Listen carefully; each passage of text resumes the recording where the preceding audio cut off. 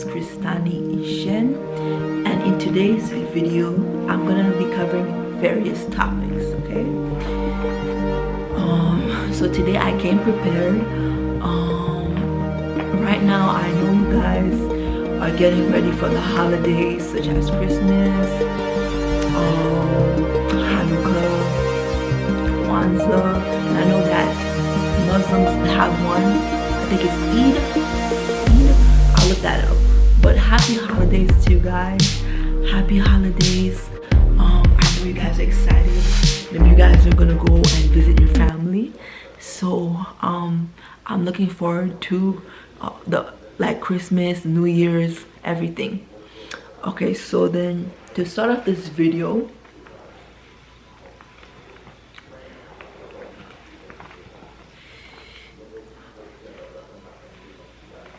I'm going to be discussing how like I'm an 88 baby, and I grew up in the 90s, which I feel is one of the best decades to grow up in. It's because being a millennial, like I feel like we had that time where we had TRL. I mean, we had a great childhood. Being a millennial, we had we had NSYNC, we had Backstreet, we had Britney Spears, we had like 90s music, we had like 80s music, we had Michael Jackson. I mean, the 90s was a great time to be alive, right? So one of the things I love about the 90s is the Christmas time, right?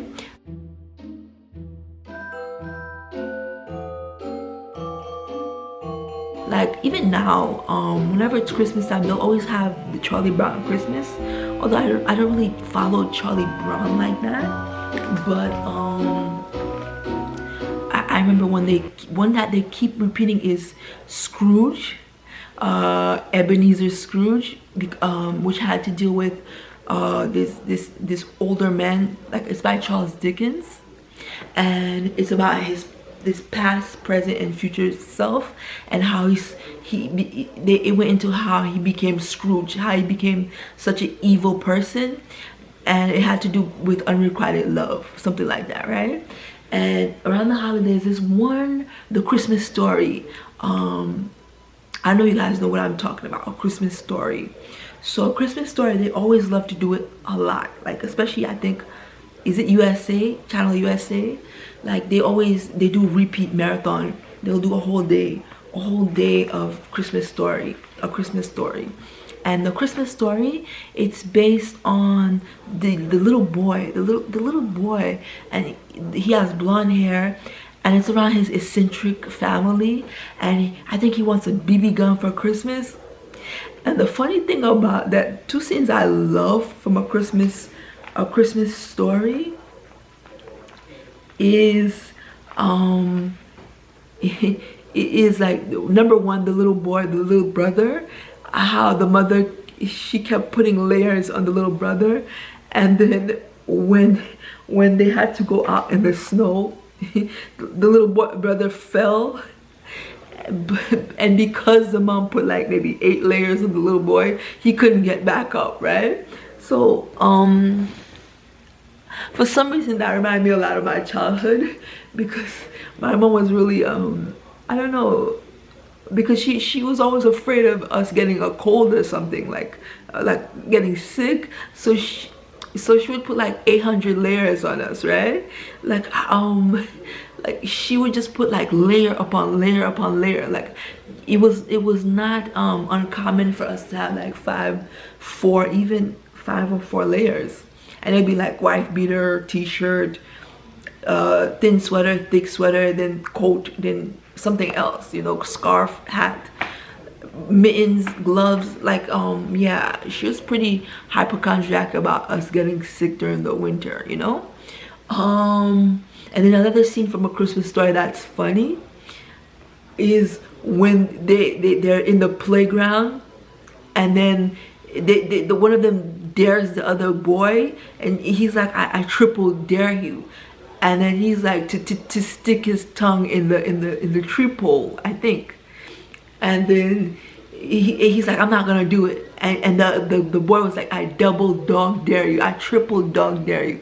And then the narrator of the film, because it was like done through narration, because I think they were remembering, it's like a coming of age story, I think, where it's like the person's recounting what happened to them in their lifetime or something when they were like a kid. And the narrator's like, when somebody triple dog dared you, you couldn't back down. So the boy stuck out his tongue and he put it, he put his tongue against the wooden pole, the wooden phone pole or something. That's probably like the dumbest thing you could do in the winter. And his tongue got stuck, and all the other little boys like ran off, and like when they're in this class, the teacher's taking the test with them, and she's like, where's Alfred? Let's call him Alfred. Where's Alfred? And then they pointed to Alfred, I think. No, at first nobody wanted to admit it, what happened to him, right? And then the teacher, when they pointed out, I think they pointed out to the boy, his tongue was still stuck to the wooden pole, and he was like, this is the most funniest, most dumbest movie I've ever seen, right? And his tongue is stuck to the wooden pole, and then they had to get a technician or something, like a plumber or something, to do something where they took his tongue off, and the ice was still on his tongue. And that was like one of the stories I always remembered. And then my mom would always be like, they're so evil. They finished triple dog daring him, and then they left him there to just die with his tongue against the pole, to freeze to death, right? So that's one of the dumbest stories I've ever, Christmas like movies I've ever, but it's so nostalgic, right? That along with Scrooge, Ebenezer Scrooge, a Christmas, the one by Charles Dickens, where the famous Charles Dickens with Tiny Tim, and there's a whole bunch of them they love to do during the holidays, and they still love to do it during now, you know. But then to go into it, the topic of discussion, because I just had like some flashback some flashback of Christmas past, you know. So the thing I'm going to get into for today's topic is body positivity, right? Body positivity in the media, right?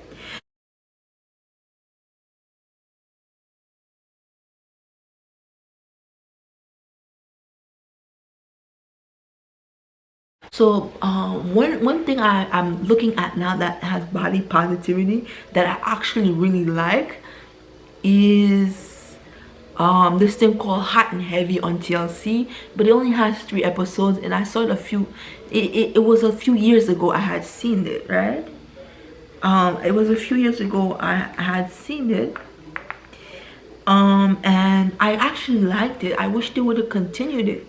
So Hot and Heavy has to do with hot, which is the men who usually look hot in the series, and the women who are heavy. Although I think the women are also hot, but they're just heavy, right? I don't think just because you're heavy you're not hot. You're heavy, but you're hot, you know. So then in the series, it has to do with these very fit men who are into very obese BBW women, big, like obese women. I would say morbidly obese women, because these women they're very big, right? They're very, very big, and they're the men who look very fit, they actually are chubby chasers. They're really into women that have a lot of weight that really attracts them, right? One of them, I believe her name is Kristen. I hate to say this, but her face, she actually looks like she could actually be very, very, like, she looks attractive at her chubby weight, her big huge weight. So I would imagine if she lost the weight, like, she would look like a bombshell. Like, she just has that face that looks like she could be one of those blonde bombshell type of people, right? Like, she has a very attractive face. Like, you could tell she's very attractive, and she is attractive, right? And the other girls also look very attractive, especially the one that's in that cold town in, I think it's Canada, Vancouver, I believe it is. and it only has 3 episodes. I really wish TLC would have went into this one and developed it more, but I actually really like it. Like, I saw 3 episodes, the only episodes they have available, and I really wish they had picked it up, right? So then in one of the episodes, what I liked about this show on TLC, like, you could watch it on demand, because I don't think they decided to go with it. I only see 3 episodes, and it's been like that for a couple of years. The thing I see is that the thing I actually see is that the episodes, they're very relatable, right? For example, Kristen, the one I told you, that she looks extremely attractive, even at being very obese. Like, she has a mother-in-law who's actually, she's always trying to act concerned for her weight, but the way it's looking like, she just doesn't want the son to marry Kristen, right? But the son is so in love with Kristen, right? And you could tell it's not like he wants something for her, because I don't think she's rich at all, right? He actually loves Kristen, and he wants, like, if you see it, he proposed to her, and towards the 3rd episode, I think they're supposed to, you see if they get married and stuff. But he is really genuinely, like, attracted. And the thing I love about the show is that, you know, we know that men are naturally attracted to skinny, very, very slim women, and sometimes a lot of average size women. But to see a guy, and these 3 men, they're very attractive, all of them. They are extremely attracted to these bigger women, right? And when you look at these bigger women, it's like, especially Kristen, the one that's blonde, you could tell that they're very, very attractive. Like, I could actually see why these men are very attracted to them, because they're actually extremely attractive, right? Especially Kristen, and the younger girl that had the baby with the guy that looks he looks like he has some Muslim, or like he could be Indian or something, or maybe Hispanic, like something with Indian in him. He looks like he could be Indian, but you could tell that these 3 women, they're very attractive, right?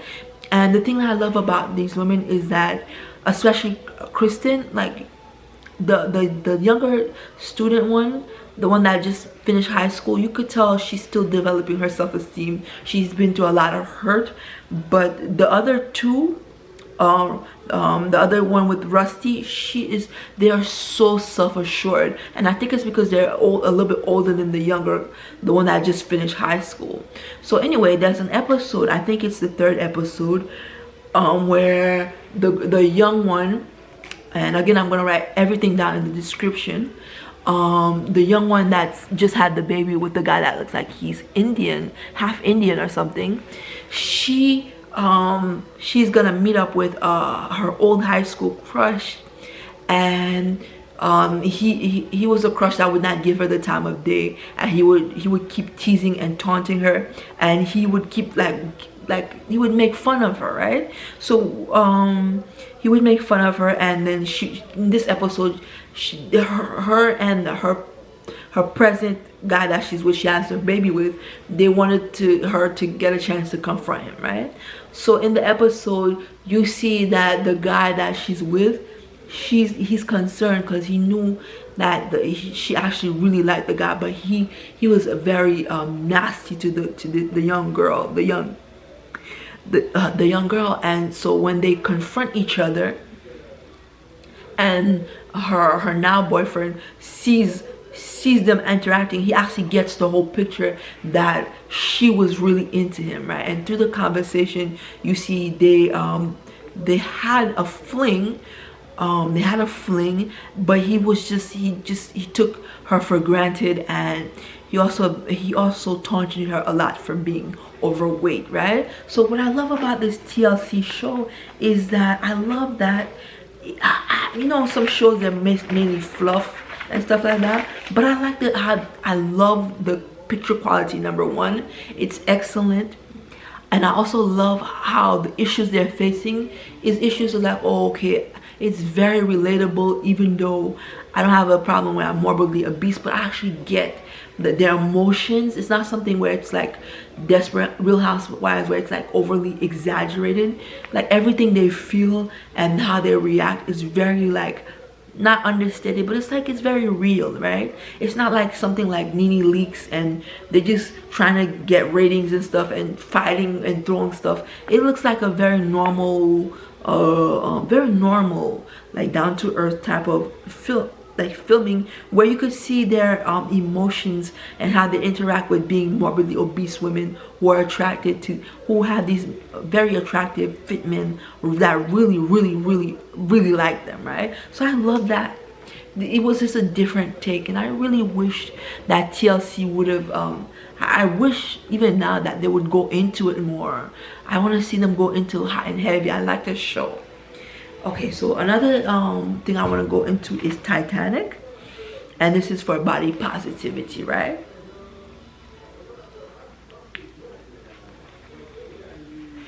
Okay, so Titanic, when I was growing up, especially since Titanic was released in '97, as you know, Titanic is one of the most greatest films of all time, right? It's just James Cameron outdid himself, right, when he did Titanic, right? And he really put his all into Titanic. He really went in, and it was like a baby for him.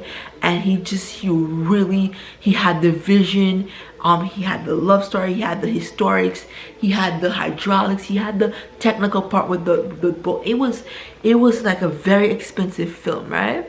But what I'm gonna go into is the body positivity aspect, and then I'll look into little scenes that I found really interesting.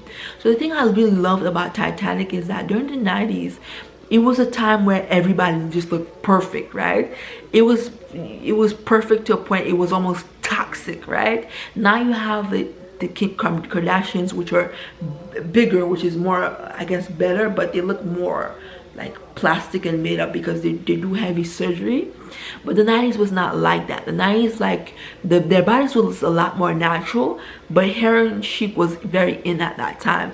And a lot of times having impossible body standards, and the beauty was very perfectionist, right? Because plastic surgery was not too prevalent in the 90s, or it was very understated. A lot of the people, they were very slim, they were very fit. A lot of them would do like diets where they had like washboard, six-pack. They looked like they were like just perfect, right? The goals were very unrealistic. Like curves were not yet in at this time, right? And this time was the time of blondes and stuff like that. So it was a very perfectionist, I would even say toxic time, because it was also hair and chic time. It was like Kate Moss and all those times, right? So then the thing I loved about Titanic, and something I'm kind of sad about, is that later on I found out that Kate Winslet was she said she was taunted for being over, like kind of bigger in that film. But the thing I loved about Titanic is I always loved that about Titanic. That's one of the reasons why I love that film too. Not only because it was extremely well done, I love that film because Rose she wasn't big, but she was like a nice weight. Like, and whenever I would think about ever like if I would ever attract like a boyfriend or something, I would always think like I would want like a slimmer or like a thinner boyfriend. And because of the way she looked in that movie, I love being that nice thick weight, because her weight looked good on her, right? And the thing I loved about it is that during that time, it was Britney Spears perfection. It was like Naomi Campbell perfection. It was like perfection, that it was just slim and it was just one way. That was one of the first few times I saw like she was basically in that film the apple of Jack's eye, right? He would do anything for her in that film, and seeing her being thick and just look gorgeous in being thick, it was really something to behold. I really appreciated that, right? So that's why now I overheard something, and I'm gonna link everything down below so you could get what I'm talking about, where she said she felt bad during that time because she would get taunted for being overweight. And that's one of the main reasons why I love Titanic, was that she just looked normal, and being normal, and Leonardo DiCaprio being in that state where he was, I would say, at one of his most attractive states during that time, and he was just like salivating over Rose during that time. I really appreciated that, right? Like, and one thing I appreciate about Titanic is that I love Rose's character, because you could tell when somebody knows who they are, right? It's like, because she was in high society, she was rich, and she always had the finer things in life, right? She always had the finer things in life. She always got everything handed to her. So when Jack would just get out of line, sometimes she would put him right back in his place, right? She would never let him overstep her boundaries, right? And it had to do with the fact that she was rich and everything was always given to her, you know? So she always had that belief in herself. You, like, for instance, where she's about to jump off the boat, and then he's making small talk, and it's like she's actually annoyed with him, and she's about to jump off the ledge, right? Like, I love when she just, whenever he gets too specific, and she's like, could you just get on with what you're trying to say? And I love her character in that movie, right? But another thing I loved about Titanic, to step away from what I was about to say, is that one of my favorite scenes in that film was when one of my favorite scenes, aside from when Jack confesses that she doesn't want him to go back to Cal, because if he goes back to Cal, her fire is gonna burn out, and then he confesses his feelings for her. Like, he was like, oh, you know, he tells her, oh, how much he really loved her, and like, if she goes back to Cal and those people, like, she's really gonna like lose her sense of self, because those people are just not about nothing but just about money. Well, they're just about, like, their life is just revolving around like vapid things. They just don't have like her fire and her tenacity. He felt like it would burn out, right? Because those people, they're just so well-to-do, and it's just like they really have lost all passion, because all they see is money, and all they see is just class construct, right? So then one of my favorite scenes in Titanic is the scene most people like, right? It's when she finished rescuing Jack from under the boat, from the handcuffs with the axe, and then she comes up, and then Cal sees him, right? And then Cal, he tells her to get on the boat, right? And after much convincing, and Jack there, he convinces her to get on the boat, right? To get on the boat. I believe the mom was there too. So she's on the boat, and then he makes up a lie that he's gonna get Jack there too, right? He's gonna get Jack down to get there. He's gonna find a way, because he has money and he has an arrangement, right? But the thing is that while she's going down, the lights are going down, the boat is going down, and during this time, Cal reveals to Jack that Jack's like, oh, there's no arrangement, is there? And then Cal reveals to him there is an arrangement, but he's just not gonna benefit from it, right? Because, you know, Cal hates Leo's character Jack, because it's not even that he loves Rose, it's just that it's just a trophy thing, right? It's a territorial thing. He just doesn't want the trophy that he's about to marry to be with a guy, even if Jack really loves her more than he will.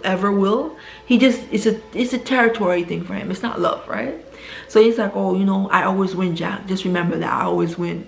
And then as Rose is going down, and the thing she's realizing is that from Cal's character and from Jack's character, she knows that she might never see him again, because Cal has it in for him, right? She knows that. So she jumps off the boat, and she gets off the boat.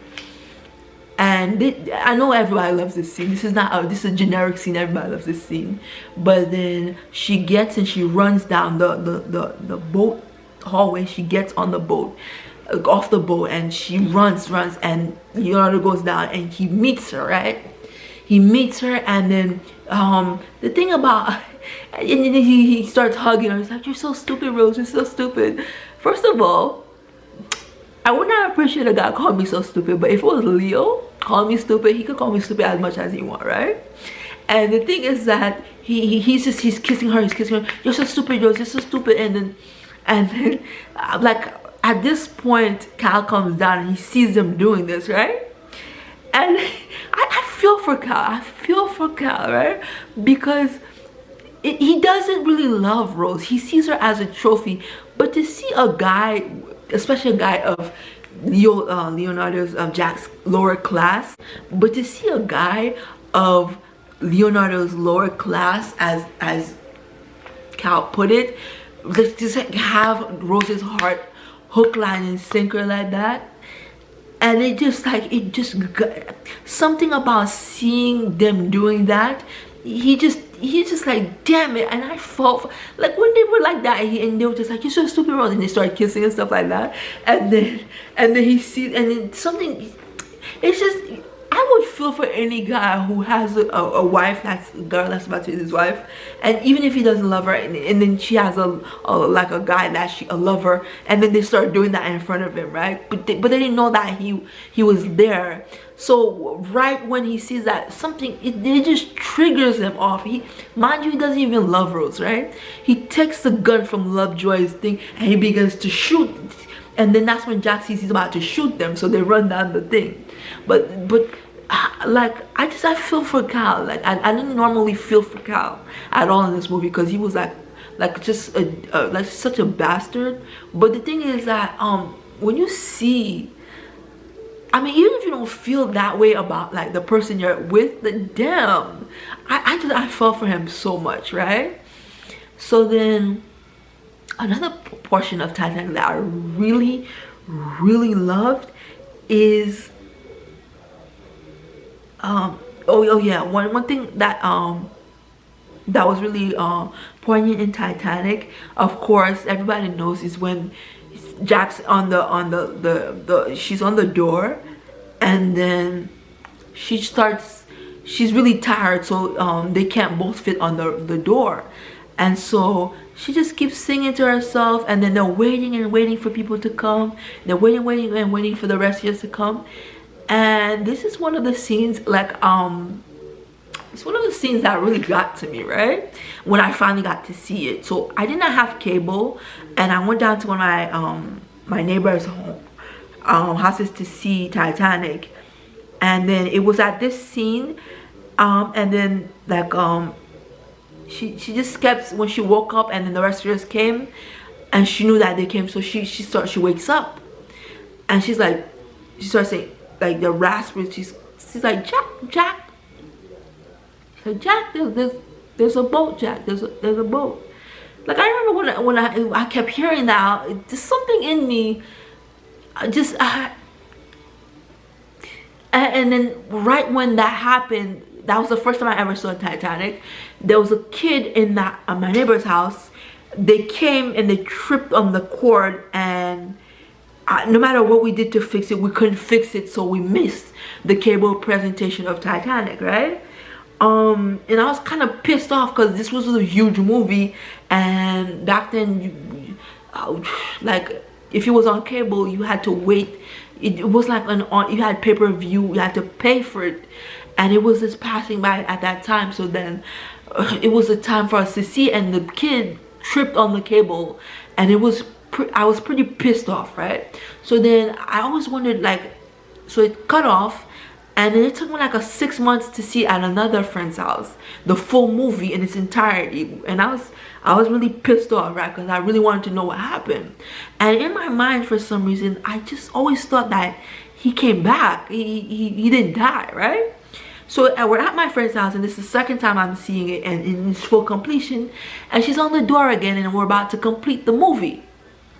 And then she starts saying, she's like, Jack, She's like, there's a boat, Jack. There's a boat.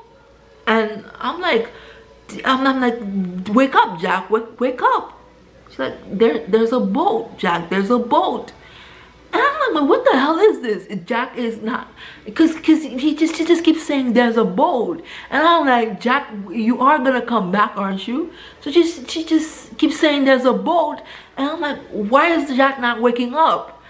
So then, and it was like a nightmare for me, because she saw his hand literally became ice and he died. So I'm like, what the why? So the whole time I'm thinking he died, right? He died, and she kissed his hand and she pushes his body into the water because she can't go with him, because if she stays there she's gonna die too. So she goes and gets rescued. I'm telling you, the whole time this is happening, I'm thinking he's gonna come back any minute. He's gonna come back any minute. So the movie is about to end and she's going into the dream sequence. And then Jack's there, and then everybody's there, and they clap, and then like it ends. And I'm not impressed. I'm like, what the hell is this?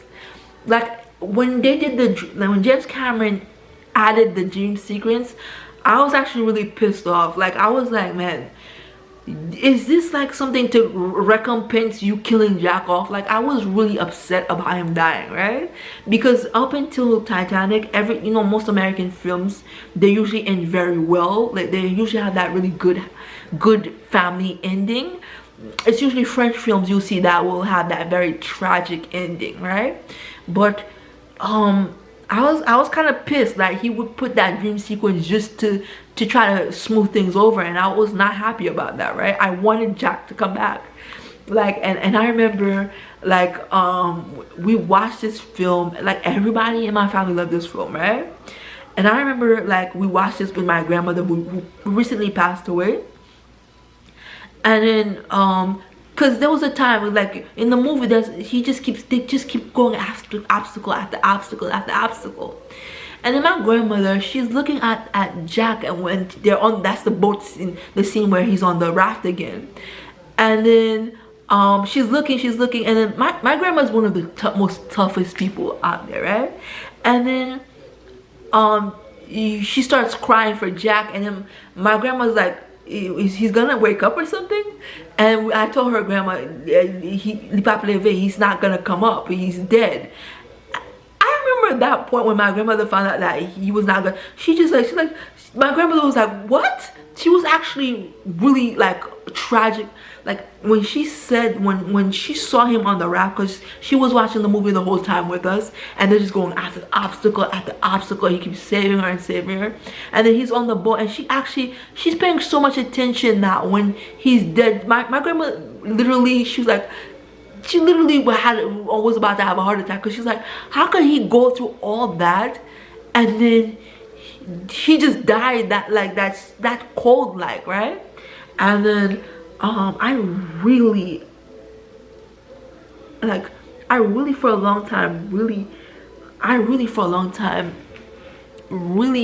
hated that James Cameron did not bring Jack back, right? Because I really didn't like that he died, right? Like I remember for years when I would watch Titanic, that part would always have my heart broke. I could never watch the second part of it. I would always watch the first part, and as the boat was beginning to break down, I couldn't watch it, because the level of stuff they had to go through, and then he just like callously kill him off like that. It really would just piss me off, and the dream sequence would never help me, right? In fact, it would anger me even more, right? So then I actually, Titanic is one of the most greatest films because of how much a stake he took, like in a lot of ways, to do first that big of a budget of a film. And I always heard that he was very strict when doing this film, because he just saw the vision, you know. And it was one of the films, like, you know how American culture always has that very good old happy ending, and he thought it would be better for it to have like that ending, you know. And for some reason it really worked. And the thing I loved about Titanic is that it doesn't have a sequel, right? Like, you know, a lot of times when something is very successful, they always want to put a sequel on it. like the genius of James Cameron is that Titanic does not have a sequel, right? Imagine Titanic in all its glory, right? And the thing I love about Titanic is that it features Leonardo DiCaprio at his most gorgeousness, and Kate Winslet like in a very beautiful state where she's really thick and beautiful. I love that about it.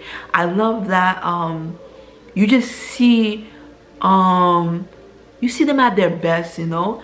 And I love that James Cameron had enough discernment to know he did not want to do a second Titanic, right? That would have ruined the whole franchise for me, right? Because some things, they're not meant to be a sequel, you know? No matter how much money you could get off of them, you can't make a sequel out of a classic like Titanic, you know?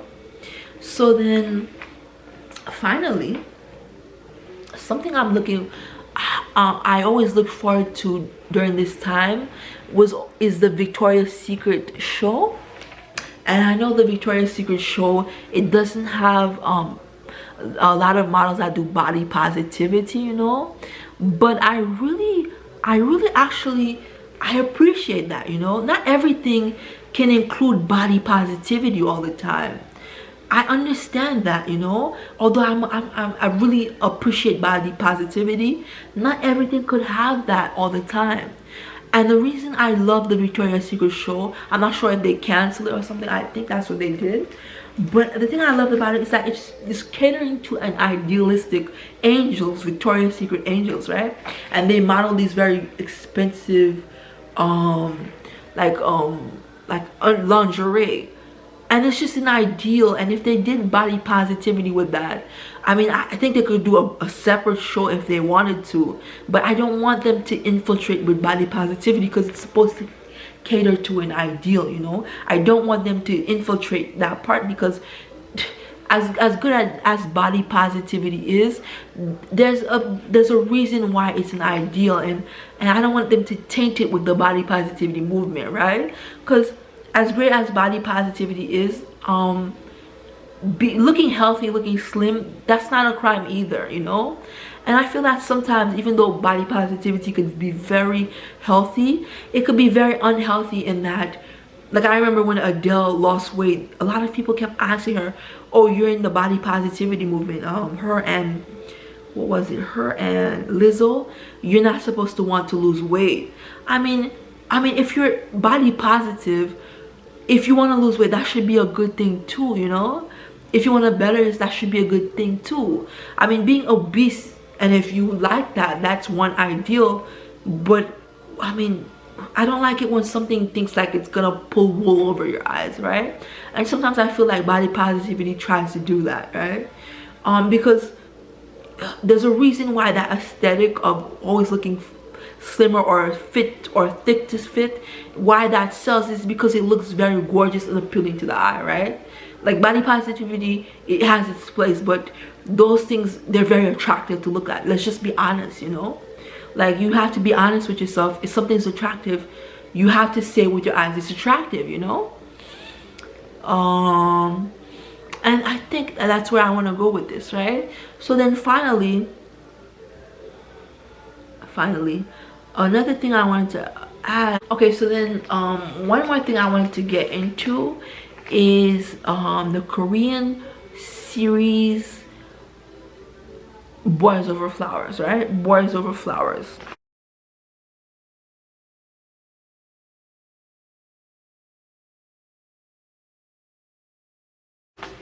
So I had my phone with me, but for some reason I left it in the other room, and I'm like, to get up and to get it, it would really be a hassle, right? So I'm gonna stay and I'm gonna try to remember everything that I can about this series. I think you would really like this series, especially around this time.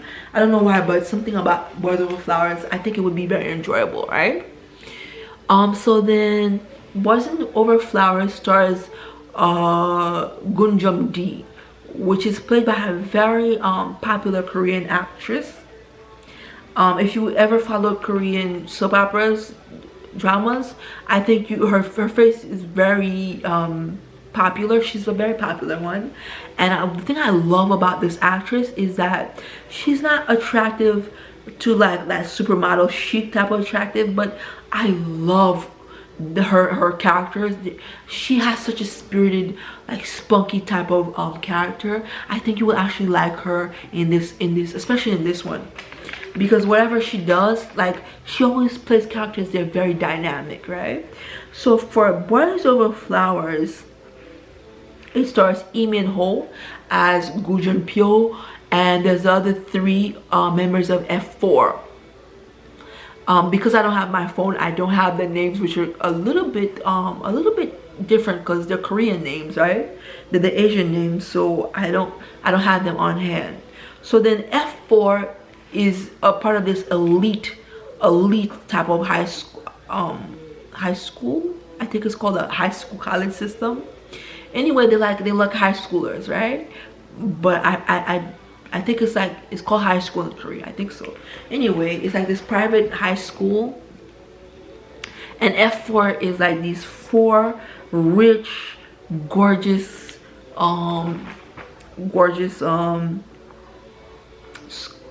classmates, and they're part of one of the richest, their families are from a very rich and one of the richest, well-to-do families in Korea, right? And the thing you must know about Korean dramas is that Korea, Japan, China, they're very good in doing, like, their industries are very good, but lately Korea, especially for the past like 10, or I would say 10, 15 years, they're like a machine, right? Like Korea is like a machine when it comes to putting dramas, right? They're very advanced at doing this stuff, right? So Boys Over Flowers is an adaptation of a manga, which is like a cartoon type of comic book series, manga series, and there's a lot of adaptations from a lot of Asian cultures, including Tibet, I believe China, I believe Japan. Japan has a very popular one, but all I have to tell you is that Boys Over Flowers, which is the Korean version, I think it trumps all of them, because Korea, when it comes to these dramas, like they're like machines. And not only, and when I said that they're machines, they're putting the dramas out like clockwork. Like when they cast the people, they know what they're doing, right? The others, they know what they're doing too, but they're a machine. Like they don't play when it comes to their dramas. The acting is tight. The character like analysis is tight. Like they really don't play, right? It's not something that they know that they make money off these dramas, and so the sceneries, the money that's used, the budget, the wardrobe, it's like it's bar none. Like they don't come to play, right? Because they know that this is a machine that they're doing, and it's like they're spitting out dramas like it's hotcakes, right? So Boys Over Flowers, along with another one called Coffee Prince, along with another one called He's Beautiful, and a bunch of them, right? They're very popular because they're making them a lot of money, right? So Lee Min Ho is the main character of F4. He plays Gu Jun Pyo. So anyway, so Gunjum D, which is played by Hain Xian, like it's this very spirited actress. I love all her dramas, because it's not like your typical beauty. She's just I love her spunkiness. I love her dynamic characters. Anyway, she starts as Gunjum D, and she goes to visit this really rich plush private high school, I believe, and on her way to just deliver this cleaning, because her dad owns a cleaning business, to deliver these clothes on her bicycle, she sees a guy that's being egged on to commit suicide. So she's like, what the hell is going on here? Like, these students are trying to get the guy to jump off the ledge. And she's like, man, what the hell is this? So she goes up to try to stop the guy, because she doesn't understand what's going on in that. So then I guess, she talks the guy off the ledge, because he was really depressed, and the other students are basically trying to get him to end his life. So she's like, no, she saves him, and by her saving him, she gets on the main front letter, and she gets invited to the school based on her act of heroism, right? So then when she goes to the school, she actually didn't want to go to school. She liked her normal school, her public school, pretty well. But when her friend, who's like she's like a coffee shop, she works in a coffee shop, she hears about that prestigious school. She's like, this could get you such a great opportunities, go. So she goes against her better judgment, but she doesn't really care about private school, right? So then she buys a very expensive uniform, and because it's so expensive, she has to press it and make sure she uses her father's cleaners, so that she makes sure it's clean. That one uniform is clean every single day, because she doesn't have a lot of money. The family doesn't have a lot of money, right? They have very they have very basic means, you know. They're like they're not poor, but they're really not rich either, right? They're very modest. So then when she goes to the school, she automatically feels like she's an outsider, because number one, all the students are like very rich. They own like BMWs, Rolls Royces, Cadillacs, and she just, when she steps on the school, she feels like a small fish in a big pond, because of everybody looks like they have a lot of money, and they come from old and new money, and they look like they are just very filthy rich. So then she feels like an outsider, and every time she goes to her part of town, which is a modest part of town, she speaks to the friend, which is works in the coffee shop. She's saying, oh, I don't feel like I belong there, you know. I'm not rich like them, you know. But the friend's like, oh, keep going, you're gonna make new friends, you're gonna make new things gonna go happen, right? So she keeps at it, she keeps persistent. So anyway, she keeps going to the school, and then eventually she just make a little friend with this girl who's down to earth, but she's also rich. So she's also rich, and then, but the thing is that she starts to see that there's something really odd, is that every time these four members, these four guys come into the school, everybody acts like they're gods, right? And when they come into the school, it's like they're rich, they're popular, they're very handsome, right? And it's like every time they come in, it's like they don't wear uniforms like the other kids. They have like, they come in like BMWs and like limos and stuff like that. And it's like every time they step on the school grounds, people have to part like the Red Sea for them, and people are just taking pictures and admiring them, right? Because everybody's like, the F4 is coming. So the F4 are a member of Korea's top richest families, right? They're spoiled, they're rich, and they're basically, they seems like the guys, the universe, they seem like gods, because they seem they can do no wrong. But the thing about the F4 is that they're also very malicious, right? They're malicious, and the reason they're called the F4 is because they have a card. It's like this red card. And I'm working off of memory. Anything I don't say, I'm gonna link it down below so that you guys could know exactly what I mean, and I'll get everything correct for you guys, right? So then F4, once you get on their nerves by doing something, it seems like usually very minor, because they live for just being really horrible to other students. You get an F4 card in your locker, and what this F4 card stands for is they're gonna taunt you to either quit the school or to just jump off a ledge in your life, basically, right? They're really horrible people, right? So then Gunjum D, which is played by Hae-seon or something like that, she has a friend which she had just met, and the friend, while they're talking and they're laughing, she has ice cream on her hands, and by accident she actually falls down, she slips while they're talking and having fun, and unfortunately the ice cream which she slipped with falls on Gujun Pyo, the head F4 members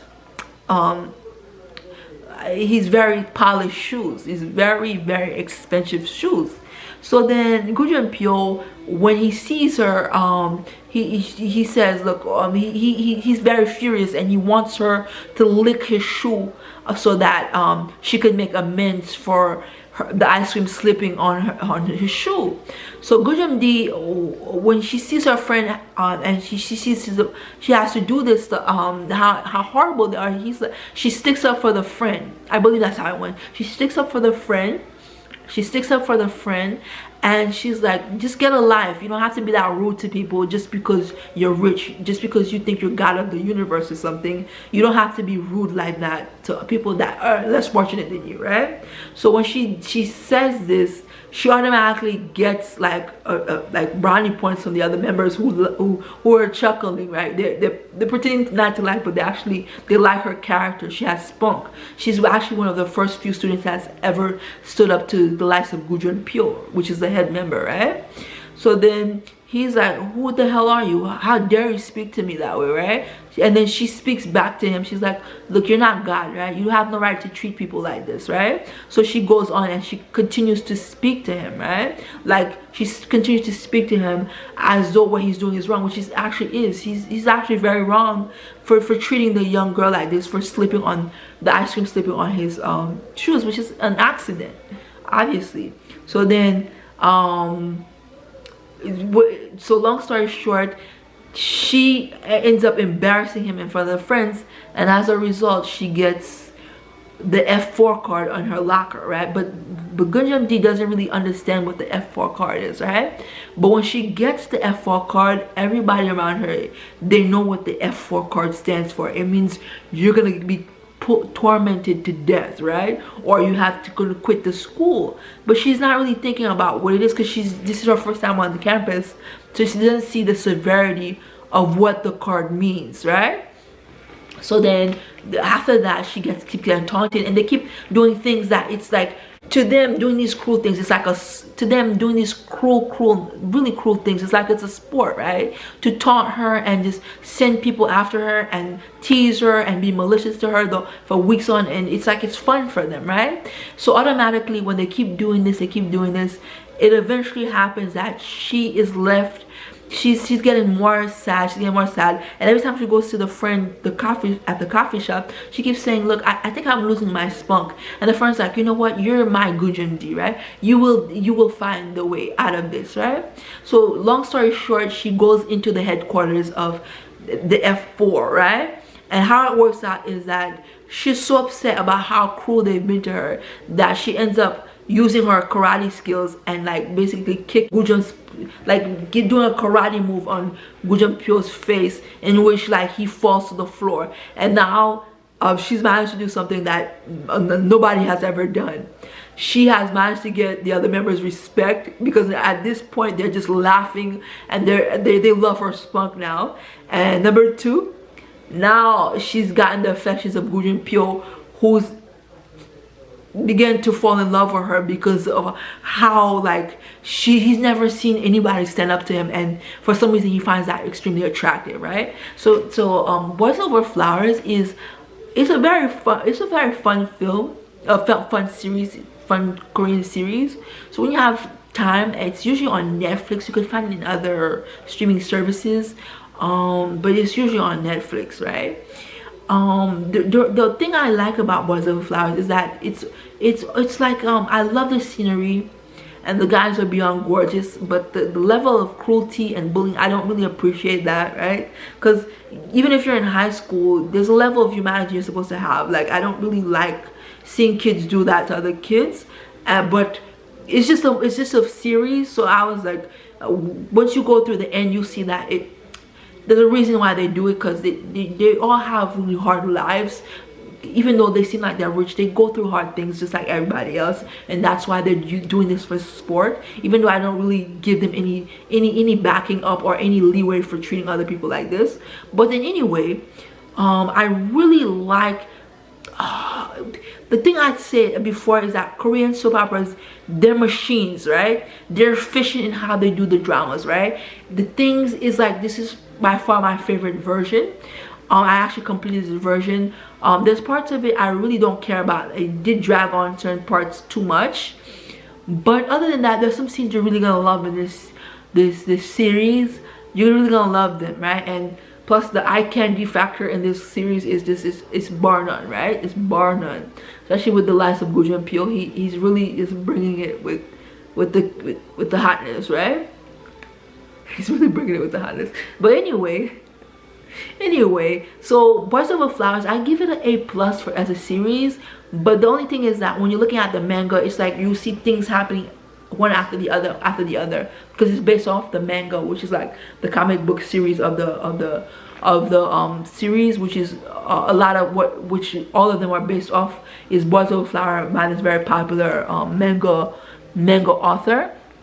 So it's just like once one thing drama happens, it keeps getting more drama, and I felt like they could actually take a breather between all the drama that's happening within this series, right? Because it just seemed like one thing happened and it's like they're going through a roller coaster of everything happening, right?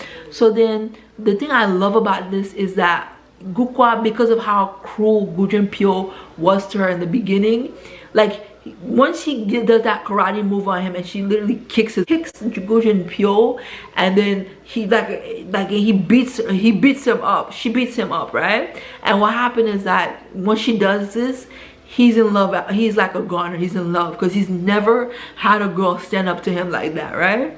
So then the rest of the series is him trying to trick her into like paying attention to him. I find it very cute because he was the one that put her through hell, and you see that she really likes the other friend more. And like there's a scene where he tries to trick her into kissing him, right? So it's a very convoluted manga, like a very so much action is going through this series, right? So when you have a time, do watch Boys Over Flowers. It's a very interesting one, I think, because it's just so interesting how they do stuff in this series, right? I think you will like it, right? Plus if you like eye candy, especially you're a girl or a guy that likes eye candy, you're gonna like it. Like Gujin Pyo, him and his buddies, like they didn't come to play with the eye candy factor here. They left plenty of eye candy for you, right? So then, you know, that's my video for today. I really hope you enjoy this I really hope you enjoyed this filming, and good night, you guys. Have a great one. I hope you have a great night. I really enjoyed making this video, and that's my video for today.